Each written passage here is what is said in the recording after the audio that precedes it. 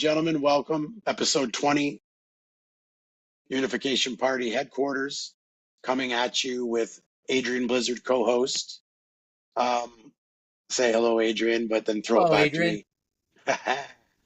So I wanted to say to everyone who's come on this journey with us to 20 episodes, I saw a Google YouTube video that said that 95% of channels never get past 20 videos. So here we are. So if any of you have followed us all the way, you're a champion, and we're already so far ahead of the We're in the top competition. 5%. We're the top 5%. We're the top 5% of podcasts on YouTube. So welcome. So I wanted to start with that positive bit of news at episode 20, and then Adrian, take it away. What are you going to tell us?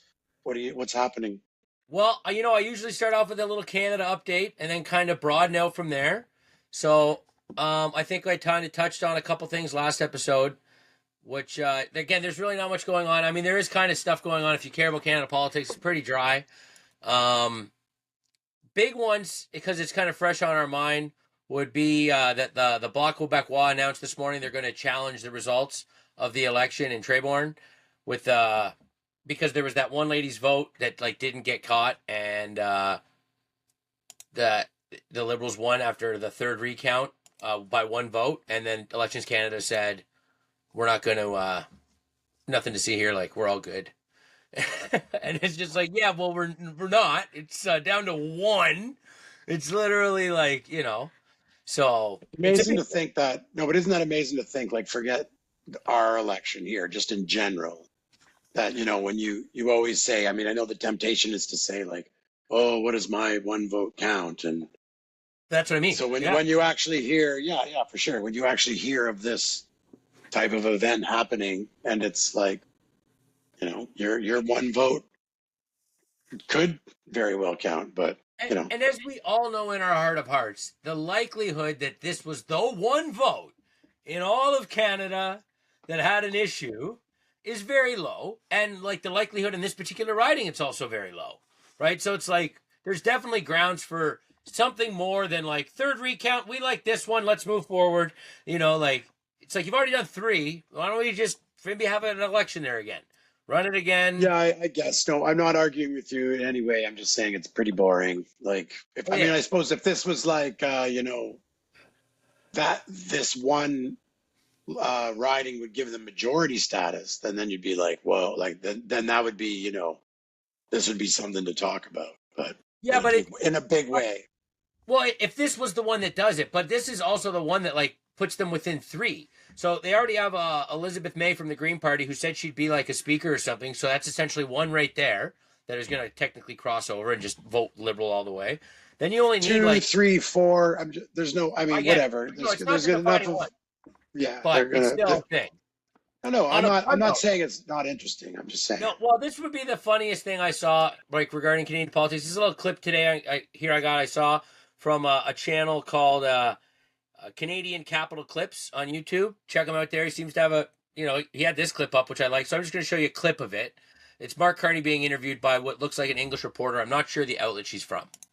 We have full confidence in our defense relationship with the United States, as we do with all NATO partners. Okay. So you're confident that if you needed them, they would support you? As they are confident that we would support them if they need us. Okay, with your tiny military. It's a lot of broken equipment. It's not that tiny. No, we're talking a lot I just wanted to show that she's far. I couldn't hear that. Just play it at normal speed. I was waiting for you to start something. Yeah, no, sorry.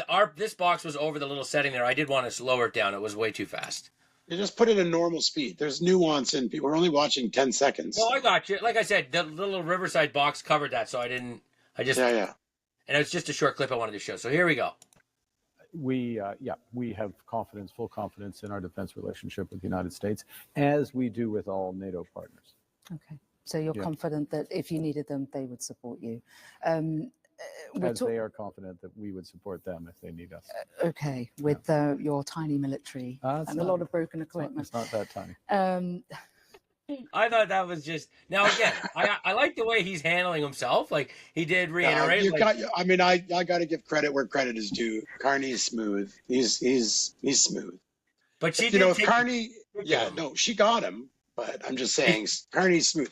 If Carney didn't have if Carney didn't have the 9 year of liberal monkey business and the same bunch of yahoos, I mean, he maybe has the makings of being a real statesman, but No, let's be real. You kind of like the guy a little bit. It's kind of like Gavin Newsom, where you're just yeah, like, yeah, he definitely seems, maybe he's not yeah. Gavin Newsom. You want to have a beer with. He's Gavin fun Newsom, guy, but he was 2 years ahead of you in school. He picked on you.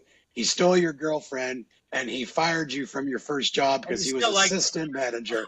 But you're happy to see him at the mall when you pass by. He asks you how you're doing. Yeah, no, I get you.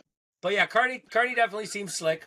On another note, there was similar to our episode we did a while back talking about pipelines in Canada, this and that. Like Mr.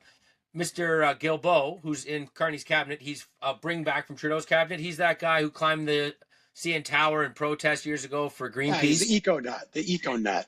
He is. However, I saw him speak today, and I don't really like what this man stands for on paper. But this clip I saw that I'm going to share now, he didn't seem completely unreasonable. He was kind of making similar points that I kind of saw the other side of the aisle on a little bit. Like, if what he's saying isn't an absolute bold-faced lie, then it's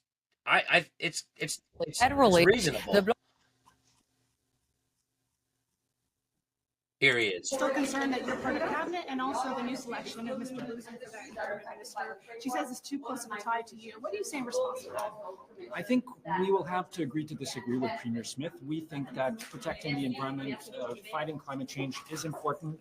Lots of Canadians believe that as well. It was a central element of our platform, and we will make good on our commitments. The Prime Minister last night on TV seemed to open the door to potentially changing the emissions cap or the IAA to get projects built. What do you think of what he said? Well, these are important conversations that we will need to have in the coming weeks. Premier Smith is saying that you're anti-pipeline still. What do you say in response to her concerns broadly about the cabinet? And how do you deal with national unity? How do you address that right now? So on pipelines, people should remember that we bought a pipeline, Trans Mountain, and that is only used right now about 40% capacity. So I think before we start talking about building an entire new pipeline, maybe we should maximize the use of existing infrastructure. And the Canadian Energy Regulator, as well as the International Energy Agency, are telling us that probably by 2028, 2029, demand for oil will peak globally, and it will also peak in Canada. So as far as I know, there are no investors right now. There are no companies that are saying that they want to build an east-west pipeline. And as you know, these things are built by companies, not governments. So I thought that was, like, as much as I don't overly agree with where he's coming from, like, if you listen to him there, if what he's saying is true, if they're really only using 40%. That's not what I've heard. I've already heard immediately that that's not the case. Okay, Daniel Smith countered that was saying, like, and the only reason he's saying peak oil is coming in this time period is because he's a kook. That part I don't agree with. No, that one's also where it's like, it's low level thinking where it's like, even if we get rid of cars, like, our scientists are going to develop other things to make out of petroleum. Like you already make a lot of things out of petroleum. Everything. So, I've never liked that argument either. That one I didn't like. But the ending part where he mentioned, like, last I checked, pipelines are built by companies. And nobody. Yeah, but it's a clever. It's a clever soundbite. It's a clever soundbite. It's like, I brought it up because I'm trying to give a guy credit where it's due. Like, this is a guy I haven't really liked for the last 10 years, and at least there it was like, okay, like, I don't love it, but, like, it's at least rational. You know what I mean? Like, he laid out reasoning. I heard when he was asked in French, he did say 50%. So I don't know did Daniel Smith say it's used 100%? What was her reasoning for it? No, I can't remember. I just I don't want to say.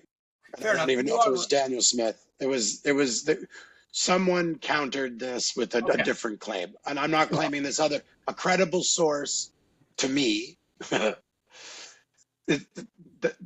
Was a counter to this, so probably the truth is somewhere in the middle. But his truth relies on the fact that there's an oilless future.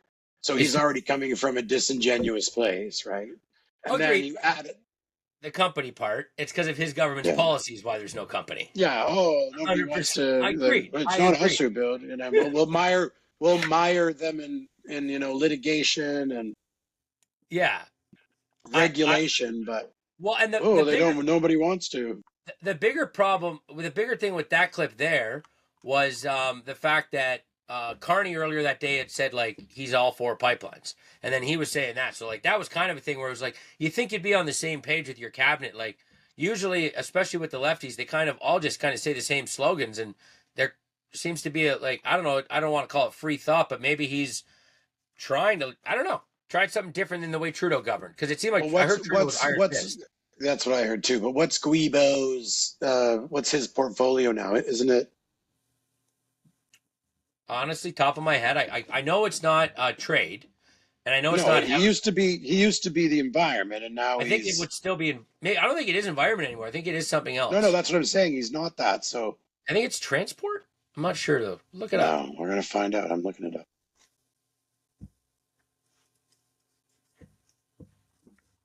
But yeah, that about is our Canadian politics kind of update. Yeah, it's like everything I'm looking at. I mean, again, Carney's knocking it out of the park and talking here, talking there, but nothing seems to be happening in a big way. Oh, they passed the budget without a vote, without a House meeting, and apparently that's a big deal. And like a lot of people on the right are saying there should be a vote of no confidence. Yeah. Well, I don't know. That's all that, like... Sorry, I'm just trying to get his name typed in here, Crop. Is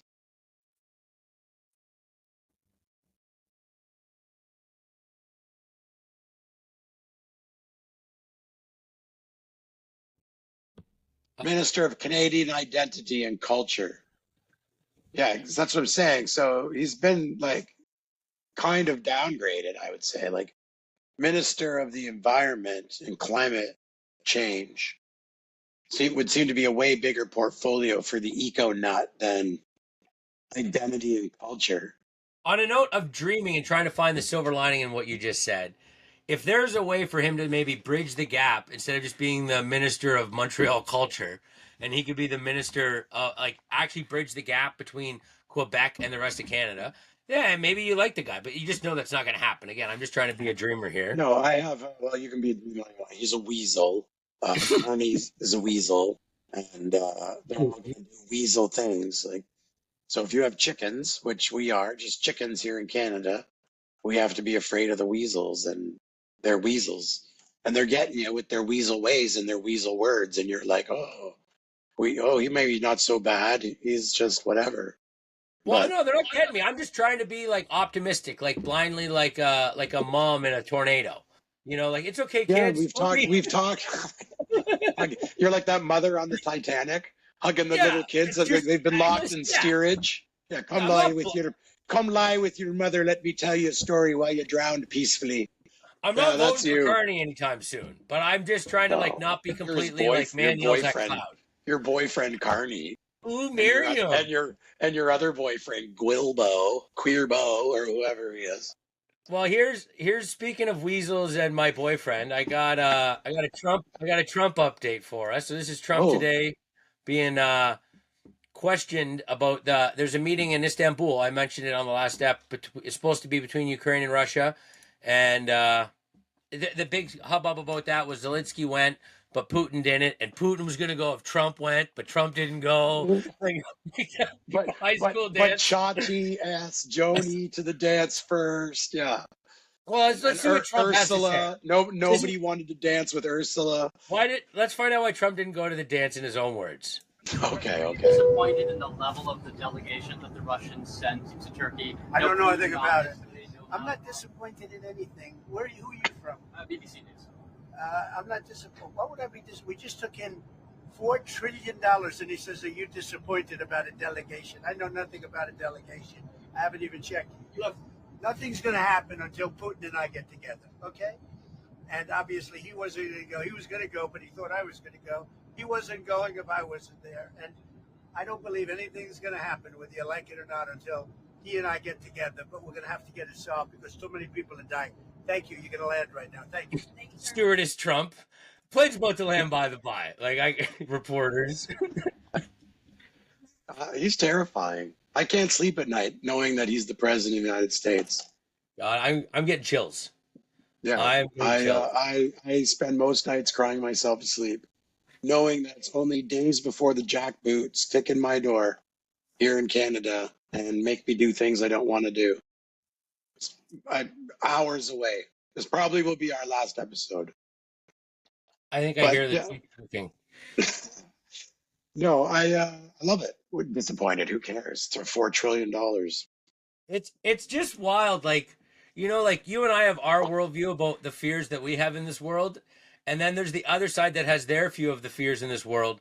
And like, whether or not one of us is right or wrong, there's clearly a different reaction that is clearly right and one is clearly wrong. And like, to have anxiety all the time because of like the leader of the country of or even of some other country, like, come on now. If you're at war, okay, I get it. The bombs are dropping. That's fair. You can have anxiety all the time.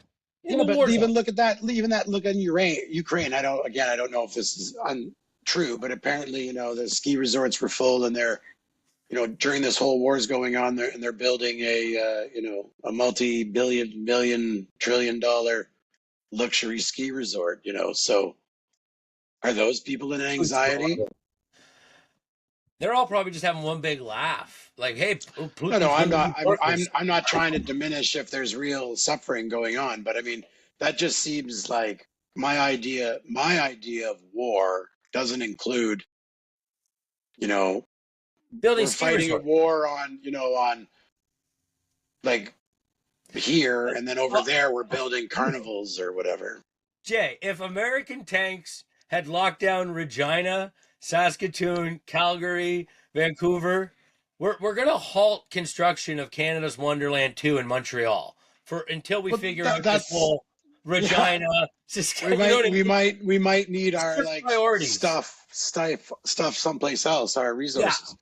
Yeah. And so that's what I'm kind of getting at. I don't understand that. Everybody a deck of cards until the war ends. We could get those and get back. I'm not sure. So I don't know. I don't know how real any of this is. But again, I speak to I sauna frequently. And in the sauna, I speak with 2 different couples who are from the Ukraine. And I do more listening than talking because I know what's going on over there. But I also don't consider them experts because just like anything, people are blinded by their own propaganda and whatnot. But it is interesting to listen to them from their perspective. And they're both Russian speaking, or she is at the very least Russian speaking Ukrainian, but she would be fiercely Ukrainian and even complain about the fact that because she speaks Russian fluently, that some of the Ukrainian community is, doubts her, loyalty to Ukraine. I could see that. So again, I know that I know in a real way that some people that I've met in the real world who are not pulling the wool over my eyes were displaced by whatever's going on over there. And I have like 8 Ukrainian friends at work that have all been hit one way or the other by this. Yeah. So I mean, that's the most that I can commit to, as I know that's going on. So I know real people are being affected, and that's terrible. And I say that sincerely, but for sure, just because real people are affected doesn't mean that the whole thing isn't a farce. And just like our boys ran off for rich lords in the past to, affix a bayonet and run headlong into battle for, because of a court slight, someone flirted with someone's wife. So the butcher's, son pays the price on the battlefield. But that's been going on since the beginning of time. Not all wars are just or even sensical. So I don't know. Yeah, exactly. Life isn't fair. Simple as that. But yeah, I didn't know they were building a ski resort. That is just kind of ludicrous. Well, you say something for a second. Let me double check that. I'm just going to say, if they had 4 Russian provinces under their control and they were building a ski resort, that would be ludicrous, but it would be like, okay, I guess, you got the boys are coming back from the front. They need a little vacay. Okay. A little R&R. Yeah, okay, maybe I could see, things are going well, you're using captured resources to do said thing. But when you're holding on for like, you know, you provinces that you apparently really, you know, that were part of your country like not that long ago. The whole thing's a mess. Yes, I asked the question, is there a new ski resort being built in the Ukraine? Yes, a major new ski resort is currently being built in the Ukraine. The Goro Mountain Resort is under construction in the Carpathian Mountains near the village of Voloblavla in the Blavla region, close to the Polish border. This ambitious project is set to become one of the largest tourism infrastructure developments in the Ukraine, with a total estimated investment of 1.45 to $1.5 billion. And construction began October 2024. So it's not like, oh, we started this and the money was, you know, pre-Russian invasion. This has all happened since. Yeah, the war started in May or March there, and yeah, No, like 2022 or something. This is 2 years after. This is 2024. that war's been going on for 3 years. I just remember it was the day the Freedom Convoy ended, that Monday. That ended on Sunday, and then the Monday, Putin's tanks rolled over, and it was regardless. official. It's way before this started construction. I was space cadetting. I forgot yeah, a year. Yeah. So yeah. I don't know what point we're making. I'm just saying this is a little ridiculous. It seems to be more than meets the eye. It's to say the least, right? There is people that say, whether they're right or wrong, that like a lot of the money has gone missing that's been sent over from America. You know, I think even Zelensky has said like, we didn't get that much. What are you talking about? And like you always hear like supposedly BlackRock wants to like rebuild and buy all the fertilizer farm, what like this and that. So there's something going on. There's clearly a war going on, and it doesn't look like it's going well for either side, to say the least. And no, well, for sure, to build a ski resort. Yeah. So I don't know. Again, these are fabricated. All of it seems to be fabricated emergencies. Our emergencies in Canada, like here's a good way of putting this. Since you and I started this podcast, getting to 20 episodes, it's become more and more difficult to find things to talk about. If you are following the news on a daily basis, right, you come to realize that by the time, like, it's almost easier to do daily news because you have to jump at every piece of news. But if you allow a 2-day filter, like us, we've been making shows twice a week. If you allow a 2-day filter, 90% of the sensational stories, like, they just disappear into the ether. Like, they don't get any traction, or they were miscommunicated or something. So then you're left with a handful of, like, a meager handful of news or events that aren't even necessarily interesting. And then you have to put the most sensational sort of twist on them to try to, you know, generate any kind of interest in what, you know, you would be talking about. Like, this is a real eye opener to the news media. And, you know, they're so easy to criticize when you would say, like, oh, they should be more truthful, they should be more this. But they also have to capture our attention every day. Well, the bleeds it leads. Yeah. Well, and for sure. We're conditioned to pay more attention to fear than, you know, good. Just by that's how we survive. Yeah, like, and you'd see, like, most of the people, like, now that the election's over, I would say that the amount of conversation about, like, you know, once the fear was ramped up, then there was the release. It's almost like, you know, the spent lover has now rolled over and gone back to sleep, right? Like, yeah. Do you hear anybody talking about Trump, the election? It just seems to have disappeared in my. I'm not saying that's everyone's reality. I can only nobody speak for on the myself. left. I don't hear anybody on the left. The only people that I've had mild interactions. I wore this T-shirt out today, so like I kind of had a couple. Like, you know, I had a handful. Move. I got some compliments. I only got compliments, but like no glares. You know, I got a handful of compliments, and even the other day at work, I've had a couple. I had one or two tables like talk to me. Like, for example, I had a customer that wasn't able to rent a certain level of vehicle because they wouldn't let them bring it into Canada because they didn't trust. They're like, why wouldn't Canada let us rent this like luxury vehicle? I mean, why wouldn't our insurance in America let us bring this luxury vehicle to Canada? And I brought up the Toronto cop story, and I just said, like, we're kind of like soft on crime, and like, I can imagine that would be my deduction, because they were able to bring a vehicle, just not this like premium vehicle. And I just, and like, so they were all kind of like, we're Reaganites, like we're from Atlanta. And I was like, I fucking love you people. All right. But just a heads up, like this whole area probably doesn't. So it is what it is. But so to answer your question, the only people I've seen talk about it are like-minded people like myself. The elbows up seems to have gone back to like elbows sleep, right? Like that's what I'm saying. Like there's no, yeah. The fire has like been like somebody threw a bucket on the fire and that's it. Like there's people are just carrying on, and there's the same, of course, amount of like Trump evil, this is crazy, something, but I would say, sorry, I was just going to say, you go ahead. Like, the way I feel like the left focuses their priorities, they're like so grandiose, right? So they kind of like, I think the emotional base that like we were listening to for the last month, they're kind of just like, okay, we're going to save the environment and I can still kill my unborn child. So like everything's fine. Like, let's just figure it out. I'm going to go yell at Galen Weston. I can't afford it. Are people just maybe going to do like, it's only because he can't be elected again? Trump?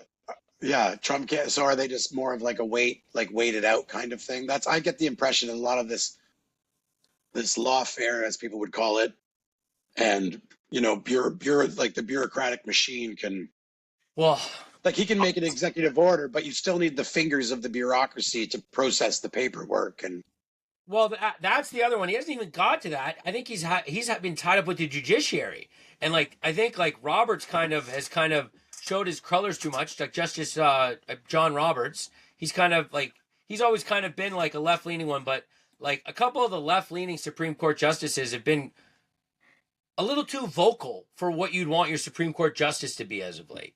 You know what I mean? Like, we get it that you're a communist, but like, can you at least pretend you're reading the Constitution? Like there was even like a post actually on a note of like, okay, people, calm down. Like your figures of power. James Comey, he had a post today of him, like it was him reading his own book on the beach, and then like in rocks, he wrote like, who reads their own book? Like it's like ridiculous. Anyways. I mean, I guess if you're selling your own book, maybe I don't hate the player. I'll give him that if he was selling the book. But he also had 86-47 in stones. Like, that was just the other picture. Which, if you recall, back during the other election, like, Gretchen Whitmer got in trouble for, I don't know if you or our customer or guests have never worked in a restaurant, but 86 is typically a term for gone. It's out. We're 86 spaghetti. There's no spaghetti left tonight, right? I think it goes back to the mob days of, like, 8 miles out of town and 6 feet down. It was like how you kill a guy. But anyways, so Comey, as similar to the judiciary being Trump's problem and kind of acting out of line for the judiciary, you got like the former head of the FBI who already gave Trump super hard time, feeling comfortable enough to post that on social media when it's like you got a lot of eyes on you, buddy. Like, you should be acting like a little bit like diplomatic and cooler. One would think. Like, I don't know. To me, that's like, I know it's nothing, and I know it's just a picture, but I mean, what it symbolizes, like that this man feels comfortable enough with Trump being the president where he could like just like kind of nip at him, and you're just like, if Trump was like the real president and like the FBI and the CIA were like really like there to kind of like help, him, he would have something to worry about. But clearly, he doesn't have anything to worry about, even though Kash Patel's running the FBI now, and it's not him.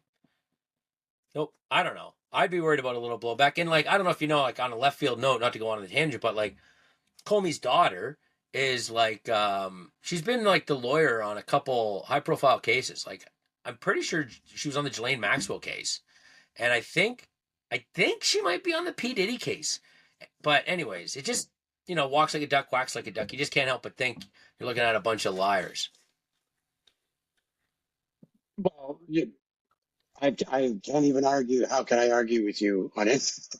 Yeah. Yeah, it's a fixed game. But I mean, okay, so that brings to, we talk about the difficulties of Canadian politics. It's the same, politics seem to run to the same old story unless you want to be a sensationalist. It's the same old story like, doom and gloom, Carney liar. Conservatives said mean words. Yeah. So it's just that over and over and over again.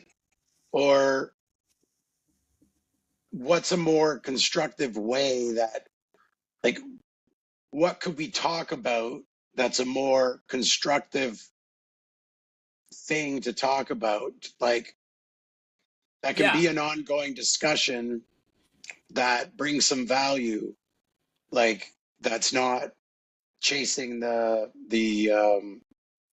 I'm not to say that we never would talk about politics again. I'm not saying that. I'm just saying it's over.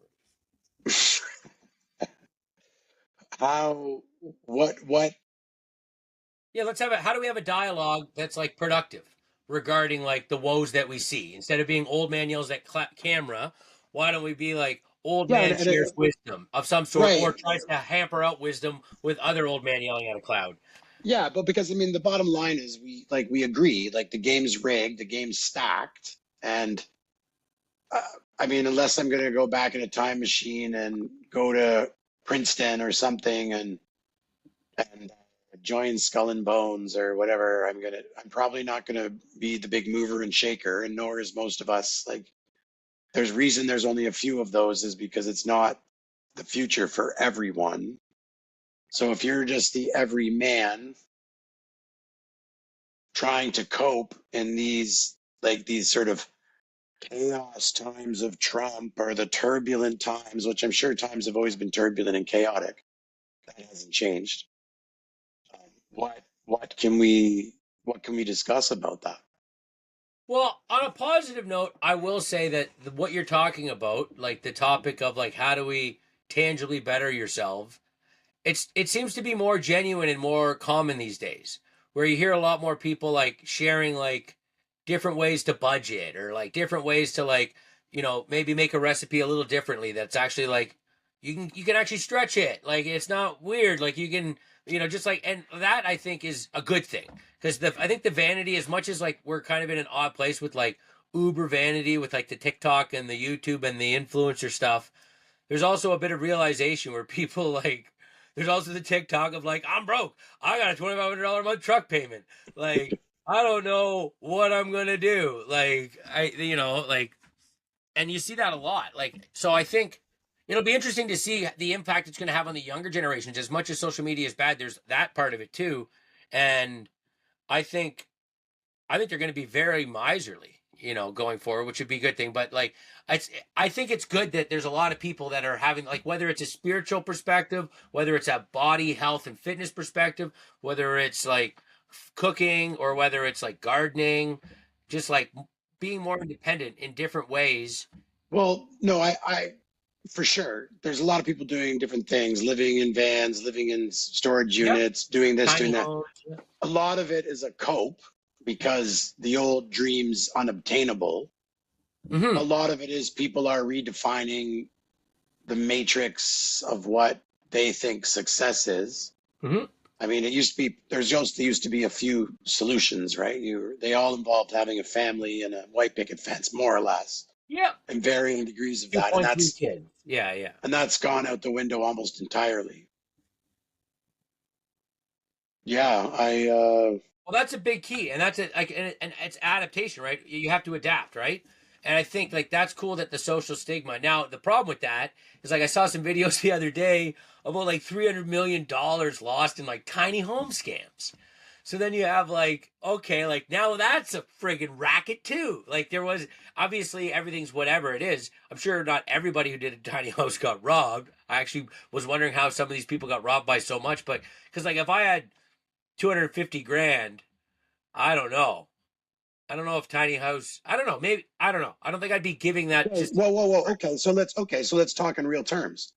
So my house is 10 by 30 that I'm building right now.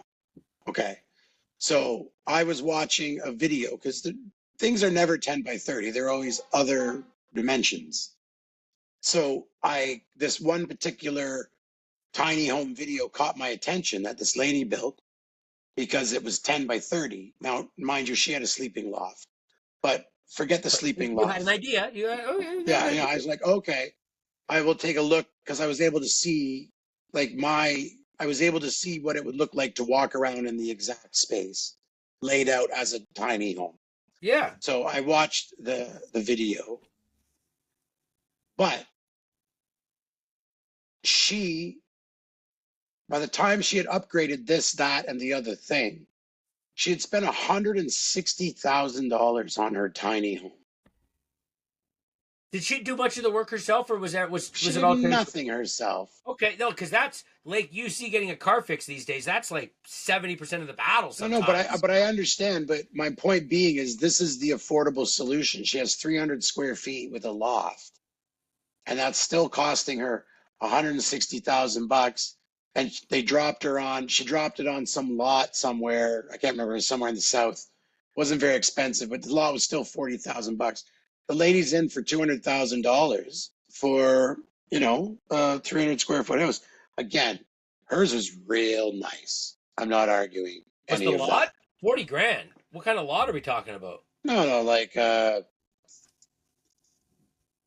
acres with drilled well in a no, septic? God, no, not even a septic. She had a composter. Apparently she bought a house. No, yeah, it was in the countryside-ish, but it was no more like a subdivision. She had like a third of an acre at best. She had like a lawn, right? She had a lawn, and then there was a house that was torn down. And if I remember correctly, instead of rebuilding the house, it would have been too much. She built this like tiny home, hooked up to the power, hooked up to, I think there was water, and then I think maybe the septic was beyond repair or something, and so she went with water.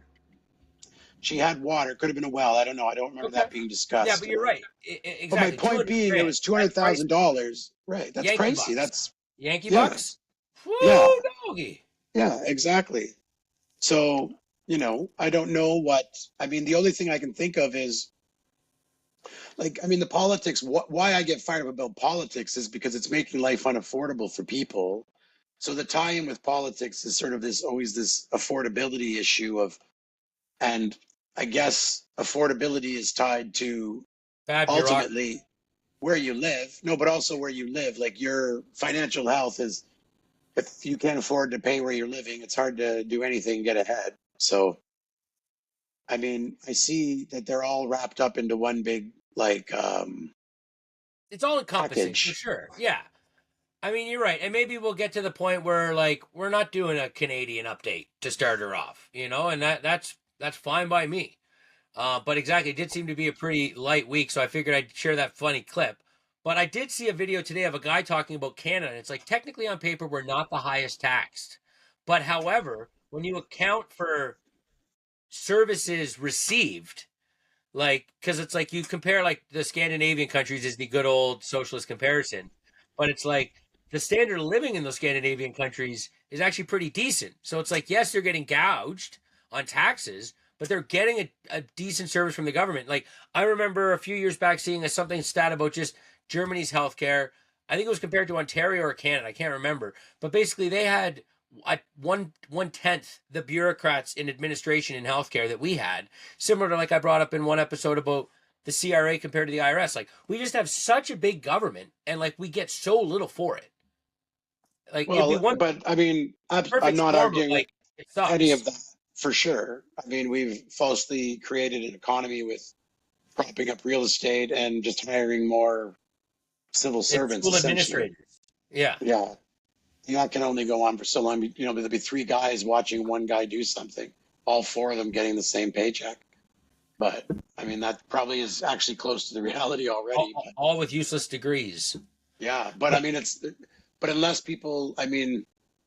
But back to the point of the housing. I just wanted to bring that up about, like, the young man said that. But you were on to something there which I liked, which is like, you have to think outside the box. And even now, thinking outside the box, you have to make like key concessions. Like the concessions you and I have made, it worked out for us because of what we desire in life. The things we're losing aren't really big losses. You know what I mean? Like, yeah, like Southern Ontario is convenient. You know, a big city in like Alberta or BC, they're nice, they're convenient. But at the end of the day, you also got to you got to work 60 hours. You're paying the price to live there. Yeah, you never even get to, you know. So you have to make some concessions. And even me, like, you always hear me complaining about, I feel like I got a glass farm here. Like, I got a good deal on a piece of land, but like, I am going to be picking up garbage and glass for 23 years. I'll never stop. the last day I go out of the house on this property, I will probably still be picking up some garbage. But like, you got to make those concessions. Like, I could afford the piece of land. So now if I want to make it my own, I got to put in some blood equity and sweat equity, so to say. Hopefully no blood equity. Yeah, unfortunately, we're in a place where we can do that without being over administered. The government want to come help pick up the garbage. They're more than welcome to. No, they don't do that part. But like, I don't even know. Like, I was thinking about that. Like, even from like, so you think to yourself, like, okay, so like, the root of my frustration with politics is like, especially when I think about speaking with my sons, I'm trying to give them wisdom to navigate. Like, I mean, again, it's all encompassing. It's like a failing Western society, a failing Canadian government. I mean, these are the doom and gloom prognostications, but I mean, this seems to be what we're geared to do. And I guess if you prepare for the worst, you're ready for the best. I like that. So you look at all these, and then the onslaught of AI. So how do you protect yourself? And again, I mean, there's no security long-term living in a storage unit. You can only live cloak and, I mean, that's something a college kid could do for a year to try So to. the bucket fills up.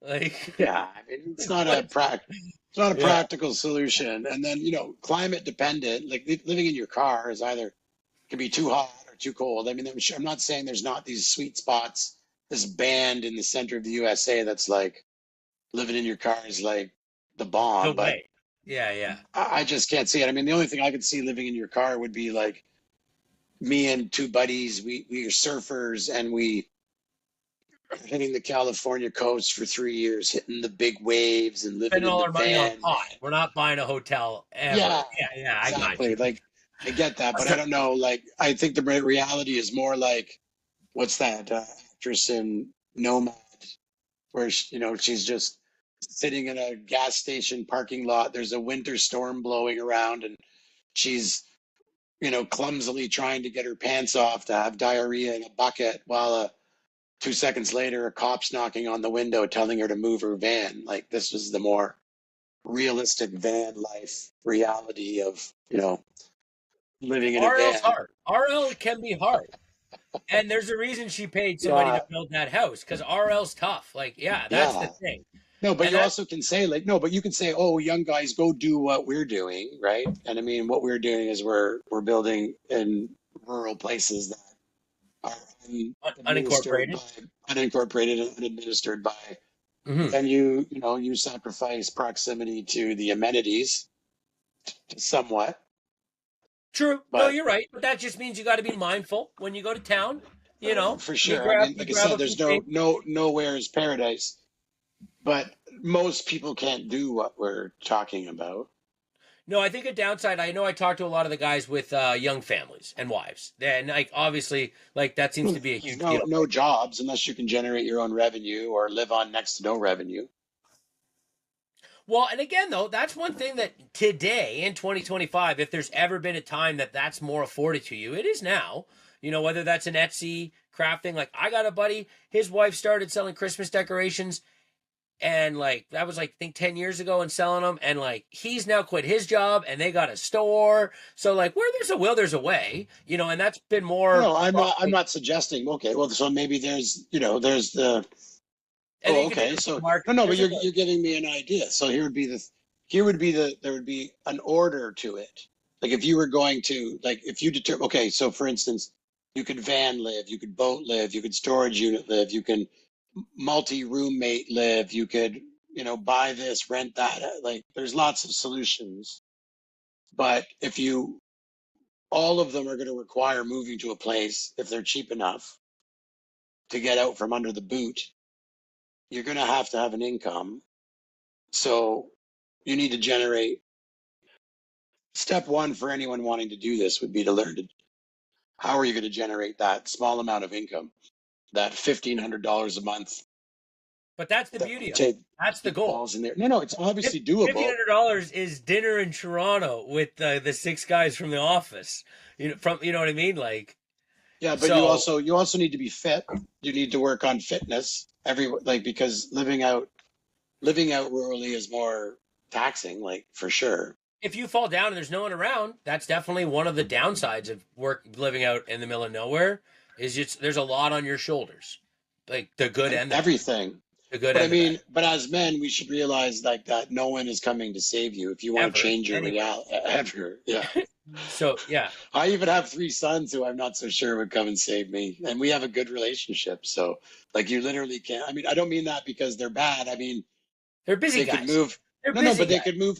Oh, you get a contract in BC, one moves over to the Saudi Arabia. You know, life circumstances are such that they're not necessarily around the corner, not because they're mad at you. It's just life goes in But you're right. lifey No, ways. as men, you know you're in this. It's you. You got friends. They'd be nice. They're nice when they're around, but you can't always expect that.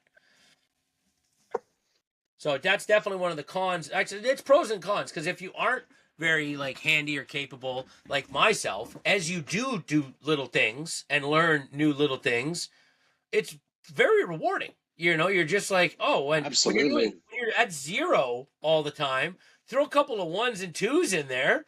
Yeah, you know, that blows 0 out of the water. Well, and again, the nice thing about us being in the unincorporated townships is you can poke away at your renovations without some inspector telling you how you did it wrong and you have to redo it. I mean, that comes with its drawbacks too, I suppose, but with a little bit of sense, and you can avoid major mishaps.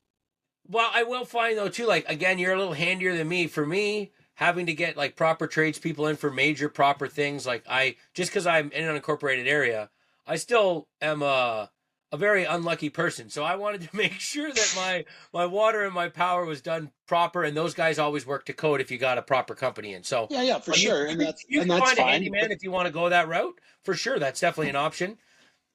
Yes. Yeah, there's a lot more freedom, and then. But I think that one of the other things that I think people don't realize, but just naturally happens, is it's almost maybe like the freedom to like maybe take on too much, where you kind of just at a certain point you got to realize, okay, I got like maybe 10 or 8 things on the go. Some people probably more, but like really you should focus on like one or two, and like really hammer down and just like don't let the whole size of whatever your plans are or whatever mess you got to clean up or whatever thing you got to, don't let that beat you up. Just take it one thing at a time, one piece of wood at a time, either taking it out or taking it in. And that's the key, because I think you can get overwhelmed and you can get like start spreading all your eggs out and it feels like nothing's going on. But it's not a realistic, like that's not a realistic.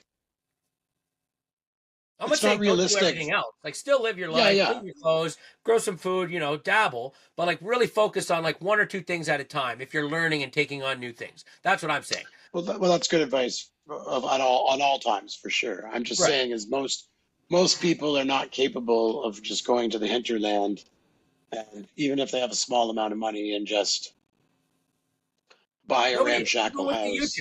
No, it's fair enough. But I mean, like, I'm just saying, like, it is hard. That's what I'm saying. Like, even if you want to do it, you have the desire, you have a little bit of the means. It is like actually there's the point. The point of it all is you can either spend your 60 hours downtown Calgary to pay for the nice apartment, or you can spend 20 hours a week working for someone making a meager income. But with the 40 hours in addition, you spend doing things around your own place that you are slowly building equity with. You're kind of your own man. And, you're every time, I find that when I do something particularly hard on the cabin, I think to myself, well, that's the last time I'll have to do that for 30 years. Right. So, and that's kind of, like you said, that is a rewarding feeling. Like you go and you drywall a room, I can see, everyone can see, even with your blurred out, that there's some insulation behind you in the stud walls. But one day you'll drywall those, and then that will be like, well, that's the last time I do that for, 30, 40 years. And that's pretty cool. And then that's done, off the list, and it's pretty good. No, exactly. Well, I'm substantially less handy than yourself. So for me, I have to constantly think back to like day one when I pulled up to what I call Viet Lawn, because it was just fucking, it was shrubs and it was a mess. And it still is a mess. Like if you pulled in my driveway right now, you'd be like, where'd the mess go? But at the end of the day, there has been substantial amount of progress, and you just kind of got to take it one day at a time and pick your Yeah, but battle. you've been living in it for almost 2 years now. So it's you haven't been paying rent for 2 years. So no matter how ramshackle it was, whatever, the roof didn't leak more or less. And It did at first. I didn't oh live in yeah, it at but first. Remember, I lived in a more, trailer. more, more, more More or or less, yeah. less. Yeah, The one part, guy got up there, and I did some roof work with the yeah, neighbor. And, exactly. But the bottom line is you're paying one way or the other. There's no like multi-level marketing thing that's going to solve your problems. There's no job. There's no educational course that you're going to take that's going to like you're going to work really hard at this thing or that thing or this thing if you want to get anywhere. That seems to be the name of the game. yeah, and I think if your values don't, like, I think we can all agree that there's like a certain set of values that seem to be more prevalent in the city, especially in the bigger cities. Um, And if if that's important to you, where there's a will, there's a way. And I mean, even on YouTube, like we said, it's a huge culture now. Like it's on everybody's trying to do something a little bit different. You know what I mean? And Yeah, like people a are starting to yurt. realize. I need a yurt a Yeah, yurt on a river raft in Siberia. I Come on. saw people living in the yurt just in Maine there, like and they were I think a little bit further north than me, and they were making it work. Now again, I looked into yurts. Yurts actually aren't as cheap as you think they are. No, none of these things. That's what I'm saying. Even these tiny homes, even if you're looking at a kitted out van, like first off, if you're gonna van live, and you're doing that because you're close to the edge financially, and then you're buying an older van, and then It like, needs have you fast thought this food. through? Yeah, and then you break down in like Iowa or something. Well, where do you stay while they're even fixing your van? Like if you're that close to the edge, you can't be like van living. Like Well, okay. that's not a good solution. Yeah, it's tough. There's a fella I started watching on YouTube.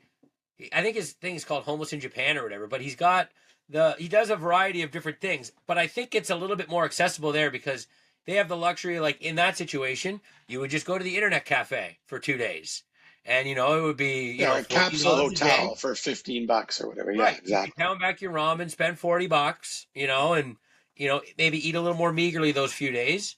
But even there, you're right. Because like the van life thing is tough for me to grasp because I'm like, it seems like there's no roots, right? Like where are you going to work every day? Like what's the plan here? And you do see like a lot of those van life channels, they have the last episode where they're like, yeah, we're getting rid of the van.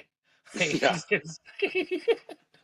I mean, I totally get it. Like, okay, again, time and place. climate ready. You're in your 20s, you got a job, you get a membership at the gym, and you're for short term, for even a year or two, you're going to do this BS thing to sock away some serious dollar bills to maybe then go buy your ramshackle house in the unorganized township. I mean, it's surprisingly inexpensive. I mean, that's only the beginning of the expenditure, but I'm just saying it's not to buy property, and I'm sure that's the case. Like even anywhere in the United States, there's a ton of states that are losing population. So if you follow those tendrils to their most desolate tips, there will be places in the United States where land is unadministered and virtually and like not worth very much. Like we know that. We've seen enough of the videos, West Texas and whatever you're looking for, it's out there. No, exactly. And but that's the big thing, right? You have to, like, for us, me and you, we had to realize, and it wasn't the end of the world for us because we had a lot of fun at points in our lives. So it's like it's not a big deal that there's not that big city close by with the thriving nightlife. And oh no, like that kind of coincided with us and our making our decisions. That was just a personal thing that had already kind of gone away. And I wouldn't even say that was a personal choice. I mean, again, maybe it became one as a cope, but it came to be that I can't afford, other than going and working 80 hours a week. I won't be able to afford a retirement unless I switch gears in a meaningful way. So I switched gears in a meaningful way and then decided that, the stoic life of an off-grid hermit is the way to enlightenment. If I had my choice, I would rather be like, living Yeah. in We all want some to be in Nice. We all want to be Portuguese in town. Nice. Yeah, yeah, We like can't be in Nice, Greg. cruising All right. cruising the promenade and going to the discotheque every night and hanging around with Czechoslovakian girls hacking cigarettes and whatever. But That's fair. But I would say, I don't know. There's a part of me that I think even if like the money was no object, I'd probably still be doing what I'm doing just on a grander scale. And maybe I would have like more of an entrepreneurial step. Like there might be employees involved at that point to maybe take care of. I'd have a more cattle or more yeah, but animals. that's the rub, right? Because there's if you have more money and then you have better stuff, you need more people looking out for it. You got more. Like I sometimes think of these like Oh, I've they're owned a shackles. home. They're shackles. Yeah, like they are. I've owned a home and like even the small amount of work that has to be done to maintain like one home outside. And then I had not only a home, but I had a trailer at a place with a pond. And then you had to go out there and cut grass. And after a while, you're like, so then you go, okay, well, You then gotta I'll work a few winterize it. You more gotta winterize it. You gotta excuse go me, winterize the trailer. yeah, or hire someone. But half the time, you can't even find someone to do half of these small jobs without getting, some sort of trailer RV service company, which is, thousands of dollars. And I had a boat to try to like, I mean, actually, it is a bit of the right climate, especially, it's a good hack because We can save boats the are, boat for next episode. Your boat. yeah, That I'm was a just pretty. saying they're only expensive if you go somewhere. If you just live at the dock, it can be pretty cheap, but they all just, everything is paid in thousands of dollars, not in any other way. Like it's ridiculous. So there's only so much that can be done. But all I'm saying is this: we definitely need to stick with the politics in the sense that they affects the affordability and what's coming down the pipe. But we do need to talk more about like strategies that, again, like I think of my sons and I try to think of like, I mean, I can't imagine girls want to listen to us old dudes or me old, you not so old, but not young either, ramble on. But there might be some dudes who like this. And if we got some young ones listening, maybe they could learn a thing or two to help them on their path, both to navigate the complexities of the bullshit political system, but also just to lay down some like um, practical steps that frees them from the matrix, essentially. Yeah, and if you're listening out there and you think we're wrong or we're missing something, feel free to like let us know. We're all ears. We're wise men Ask who a know nothing. question. Yeah, Yeah. we just want to learn. Like and subscribe. Tell your friends. Go ahead, Adrian. I was gonna just say thanks for watching, everybody. That was a great show. Right on.